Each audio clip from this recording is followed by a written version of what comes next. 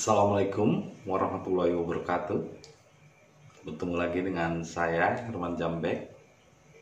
Kali ini saya akan membahas tentang perbedaan putus asa dengan berserah diri sama dengan nekat dan berani. Tapi sebelumnya, seperti biasa, yuk mari kita ngopi. Ngobrol perihal iman, ngobrol perihal Islam.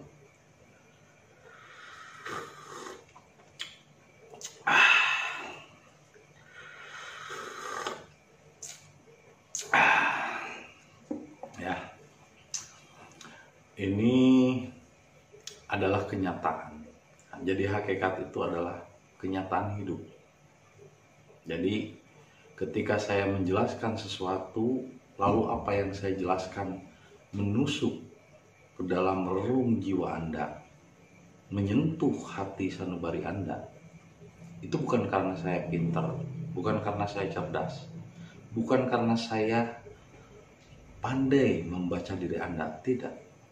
Justru orang hakikat itu karena ia pandai membaca dirinya sendiri. Apa yang diceritakan kepada orang lain sebetulnya adalah pengalamannya sendiri, perjalanan hidupnya. Hanya karena ini jiwa itu adalah orisinal hidup manusia, sehingga ketika kita menceritakan pengalaman jiwa, maka jelas itu akan menyentuh setiap jiwa manusia. Kenapa? Karena pada dasarnya satu jiwa dengan jiwa lain saling terhubung.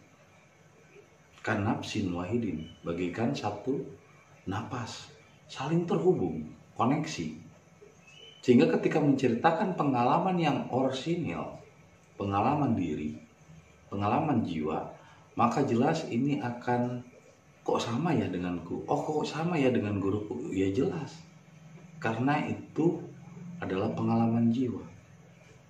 Tapi kalau terus diulang-ulang, diteliti dan dipahami, lama-lama kita akan bisa membedakan mana kaca dan mana berlian. Karena banyak orang awam yang belum bisa membedakan mana kaca dan mana berlian. Pengalaman jiwa itu tidak selalu harus direferensikan dengan kitab atau buku. Karena di zaman ini sekarang banyak orang yang berbicara seperti buku, berbicara seperti kitab, bukan berbicara sebagai dirinya sendiri, atas pengalamannya sendiri.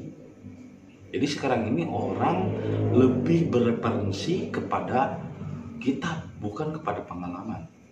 Padahal experience is the best teacher. Pengalaman adalah guru terbaik. Nah, ini yang akan saya bagikan kepada Anda tentang perbedaan putus asa dan berserah diri. Karena dulu pun saya mengalami itu, tapi prosesnya 25 tahun yang lalu. Kalaupun sekarang Anda merasakannya, ya mungkin Anda harus butuh proses lagi, butuh berjuang lagi. Karena untuk orang awam, untuk pertama kalinya, ketika dia mempelajari hakikat dengan akal pikirannya, sedang dia belum berbuat banyak, mengaplikasikannya dengan perbuatan, maka jelas dia belum bisa membedakan mana putus asa dan mana berserah diri kepada Allah. Jadi putus asa dengan berserah diri itu beda. Dalam bahasa Inggris pun putus asa itu disebut give up, memberi keluar ke atas. Sedangkan yang namanya berserah diri adalah surrender atau give in, memberi ke dalam. Kalau putus asa adalah memberi keluar, give up. Kalau berserah diri adalah memberi ke dalam. Nah, seperti apa gambarannya lebih jelas?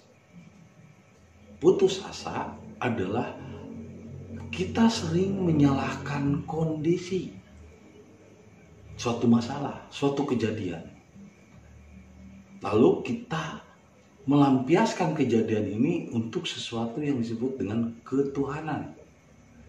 Padahal ketuhanan adalah naluri dasar dari setiap manusia. Jangankan manusia, sebetulnya hewan, binatang, tumbuhan, benda yang memang nalurinya memang berketuhanan. Bahkan jin dan iblis saja beribadahnya kepada Allah loh. Itu naluri dasar. Hanya saja Allah yang dimaksud adalah dia ingat Allah ketika posisi hidupnya dalam keadaan terpuruk, dalam keadaan sedih. Dia ingat Allah, dia mendekat kepada Allah.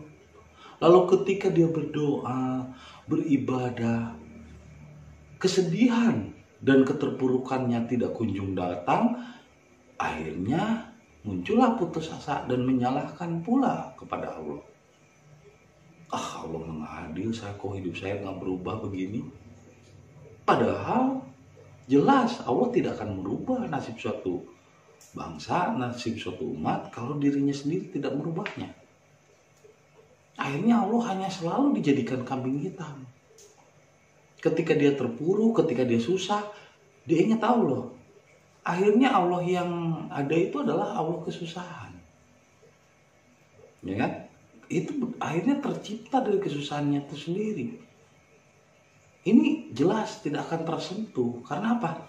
Karena di dalam dirinya keruh, tidak tenang. Kalau dia misalnya gelisah, ekonominya aja nggak jelas, dalam keadaan terpuruk, ketika ingat Allah malah semakin menambah suudon-suudon atau prasangka-prasangka buruk terhadap Allah itu sendiri. Apalagi ambisi dan keinginannya masih memiliki ambisi dan keinginan untuk merubah hidup.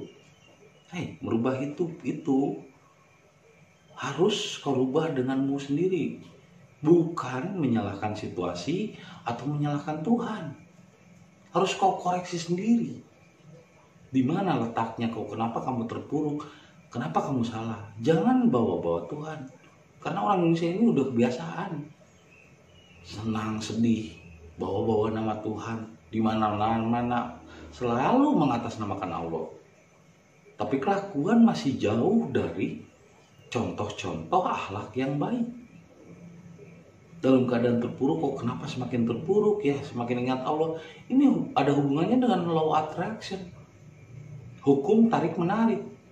Apa yang kamu keluarkan dari dalam dirimu sebagai keluhan, maka itulah yang akan kembali kepada dirimu. Ketika kamu ingat Tuhan dalam keadaan sempit dan sedih, maka itu semakin membuatmu sempit dan sedih. Pikulu bihi marodum pajadahumullah marodum. Di dalam hatinya ada penyakit, maka justru ditambah penyakit itu. Bukan oleh Tuhan, tapi oleh kesalahan format. Jadi kalau berserah diri dalam keadaan kamu sedang kacau balau, sedang galau, itu bukan berserah diri namanya, itu namanya putus asa. Ini banyak orang yang belum bisa membedakan mana berserah diri, mana putus asa. Sedangkan untuk menghadap kepada Tuhan dengan berserah diri, awalnya itu harus apa coba? Tenang, tumanina, harus damai. Kan jelas di dalam syariat juga simbol-simbolnya sudah jelas.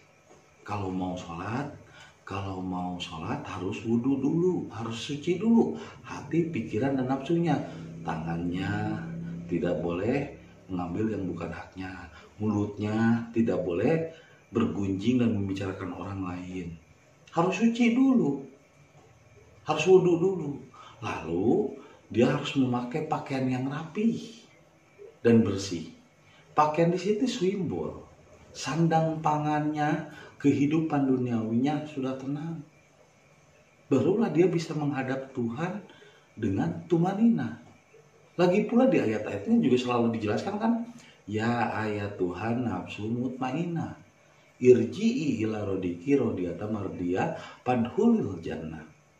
Hei orang-orang yang berada di dalam nafsu mutmainah, yaitu jiwa-jiwa yang sudah tenang, jiwa-jiwa yang sudah tidak memikirkan lagi duniawi. Bukan berarti tidak punya dunia, justru banyak dunianya. Dia sudah tidak khawatir lagi. Jiwa-jiwa yang sudah tenang, maka kemarilah dipanggil sama Tuhan. Hai orang-orang, paling tidak dia sudah jadi orang dulu. Kalau misalnya dia masih binatang, tumbuhan, hewan, masih di tiga daya rendah di bawahnya, yang akan terpanggil. Jadi jangan maksain untuk ketuhanan, sementara daya-daya di dalam diri kita masih kesetanan.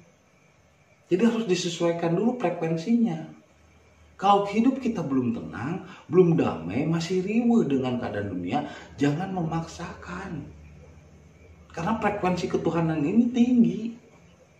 Ibaratnya frekuensi ketuhanan ini dayanya 5 juta volt. Terus kita memiliki kabel yang cuman kekuatan 20 voltase. Ketika disambungkan dengan energi yang sangat besar, otomatis akan ngejepret. Tidak kuat untuk menerima tampungan energi yang besar. Bahkan diceritakan pada zaman Musa pun, ketika wahyu itu turun, gunung pun meletus, air laut pun mendidih, bumi pun terbelah. Kenapa? Mereka tidak mampu menampung amanah. Frekuensinya beda. Jadi ketuhanan tidak bisa diterima ketika daya-daya di dalam diri kita masih rendah. Maka selesaikan dulu urusan dirimu. Jangan memaksakan. Kalau hidupmu masih nggak tenang, khawatir, terus masih pusing dengan keuangan, masih carut marut dengan kehidupan, ya selesaikan dulu masalah pribadimu. Jadi orang dulu lah. Ya Tuhan, nafsu mutmainah, karena di situnya juga panggilan untuk orang, bukan untuk binatang, bukan untuk tumbuhan, bukan untuk benda. Benda, bumi, gunung, tanah saja tidak mampu menerima frekuensi ketuhanan sampai mereka meledak. Tumbuhan saja terbelah, hewan-hewan saja kocar-kacir, karena memang frekuensi ketuhanan tidak bisa diterima oleh frekuensi rendah, frekuensi kesehatanan. Apalagi pikiran kita belum tenang, hidup kita masih galau. Ya harus tenang dulu, yang dicari itu tenang dulu. Bahkan mencari duniawi saja, kalau belum tenang, itu nggak akan ketemu. Sama seperti kita ngejar-ngejar angin, kita tangkap, ya hilang. Jadi kalau ingin mendekat kepada ketuhanan, mendekat kepada rezekinya, mendekat kepada kedamaian dunia dan akhirat, ya harus tenang dulu, harus damai dulu, harus jadi orang dulu. Nah kalau kita buru-buru, padahal di daya kita masih daya rendah, masih carut marut dengan kehidupan dunia yang belum selesai dengan dirinya, memaksakan diri untuk mengejar frekuensi ketuhanan, yang ada malah kasihan, nanti bikin jepret. Sama seperti energi listrik yang ribuan voltase, kita nyelokin kabel yang kekuatannya cuman misalnya 20 voltase, itu akan ngejepret, nggak akan kuat. Makanya kenapa banyak orang yang ketika belajar hakikat jadi gila. Karena apa? Ya hakikat nggak bisa dipelajari, bro. Bukan pelajaran. Makanya ketika ada orang yang datang untuk belajar hakikat ke rumah saya tolak. Karena di sini saya bukan pesantren, saya tidak punya yayasan, saya tidak punya murid, dan saya bukan sebagai guru. Saya hanya sebagai guide kepada jiwa-jiwa. Itu adalah Roh Kudus sebagai guide atau sebagai penjaga 4 elemen benda, tumbuhan, hewan, dan jasmani, amarah, lawamah, supia, dan mutmainah. Dan yang dipanggil untuk mencapai frekuensi ruhani atau ketuhanan adalah orang yang sudah didaya orang, sudah mapan dulu kehidupannya. Paling tidak kalau tidak mapan juga dia sudah tidak lagi terpengaruh oleh kemelekatan duniawi. Tapi kalau misalnya dia masih terpengaruh oleh kemelekatan duniawi yang kuat mempengaruhi dirinya, tidak bisa.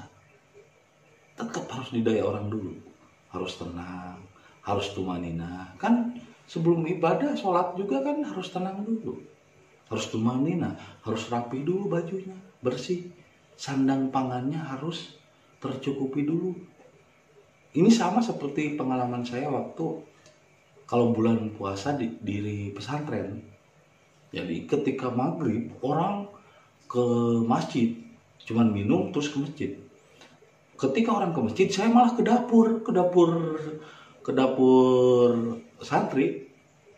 Nah, tiba-tiba ada ustadz yang masih di situ. Kata ustadz, ngapain kamu ke dapur? Katanya, itu kamu sholat dulu. Ah, nggak mau pak, kata saya. Saya lebih baik makan dulu. Karena saya lebih baik lagi makan ingat sholat daripada lagi sholat ingat makan. Ah, kalau katanya, kata ustadz. Ya iya, nyata loh. Kalau kita ibadah dalam keadaan lapar, nggak akan konsentrasi dengan baik, tidak akan tenang, tidak akan tumanina.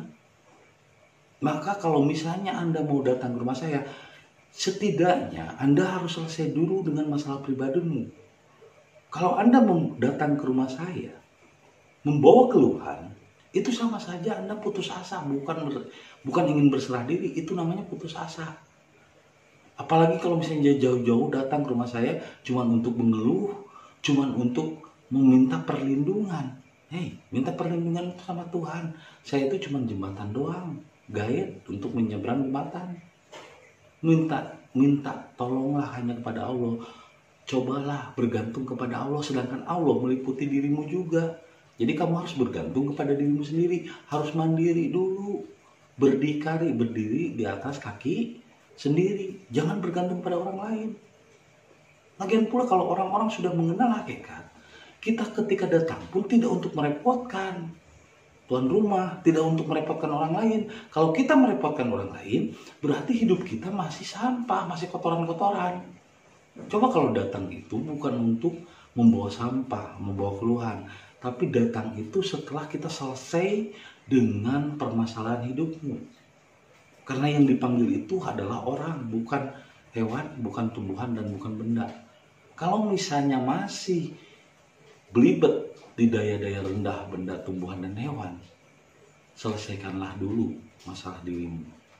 Karena Tuhan hanya memanggil ayat Tuhan nafsu mutmainah, hanya memanggil orang-orang yang beriman, bukan kambing-kambing yang beriman, bukan tumbuhan-tumbuhan yang beriman, bukan benda-benda yang beriman, kan? Orang-orang itu sudah tenang, sudah damai, sudah tidak kacau dengan berbagai masalah. Kalau Anda kacau dengan berbagai masalah, datang ke rumah saya, itu samanya membawa sampah. Jadi Anda harus selesai dulu dengan dirimu. Tidak ada masalah apapun dengan hidupmu, datanglah untuk berserah diri. Kalau Anda punya banyak masalah, datang hanya untuk mengeluh, itu bukan berserah diri namanya, tapi itu namanya putus asa. Dan Anda nekat datang, itu nekat, bukan berani. Nekat itu tidak diperhitungkan. Harusnya Anda memperhitungkan. Ketika Anda datang kepada orang lain hanya akan menambah beban orang lain, itu namanya nekat. Kalau orang yang berani, ketika datang itu dia sudah mempersiapkan mentalnya, sudah memperhitungkan apa yang akan terjadi. Jadi dalam perang pun antara orang nekat dengan orang berani beda. Orang nekat itu adalah orang yang putus asa. Sedangkan orang yang berani adalah orang yang sudah bisa mengukur kapasitas dirinya.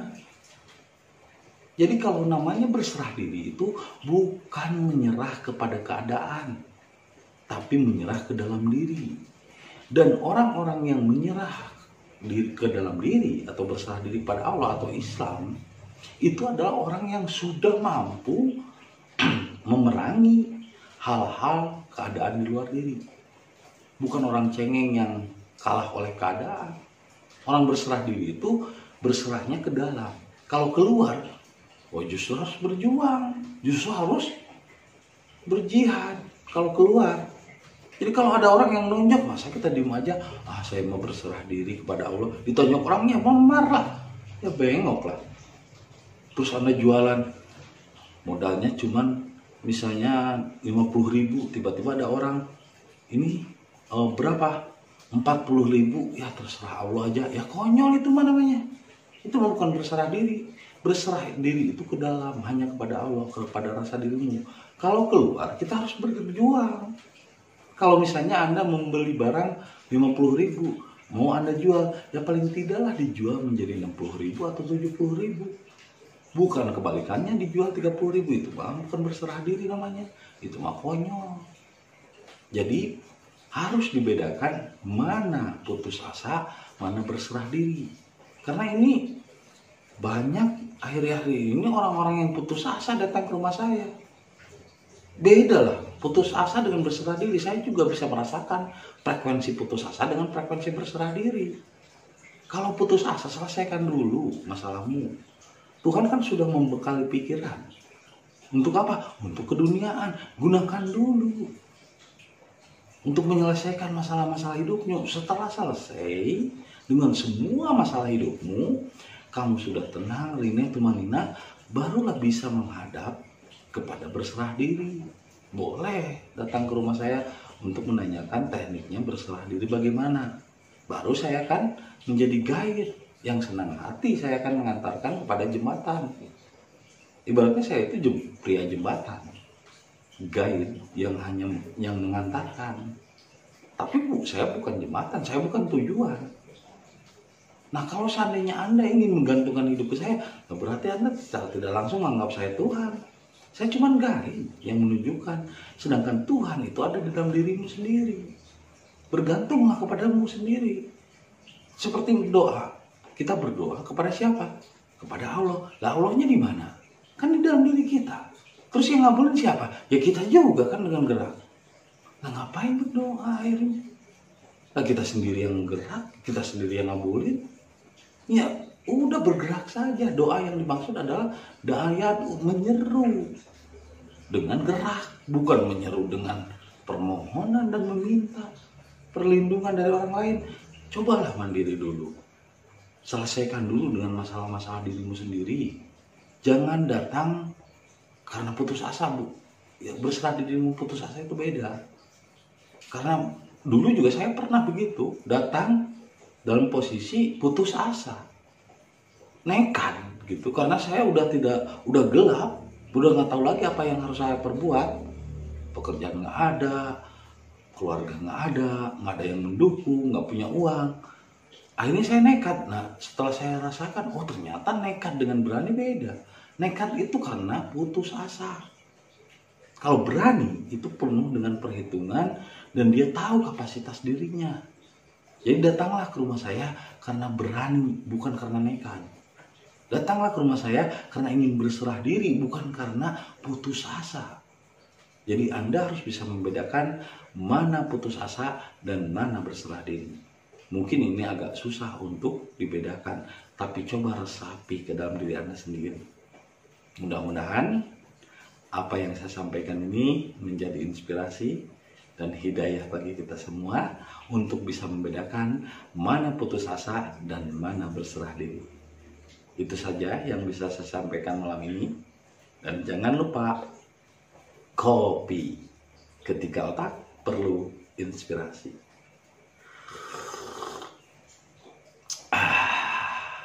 Luar biasa. Sampai jumpa lagi di video berikutnya. Assalamualaikum warahmatullahi wabarakatuh.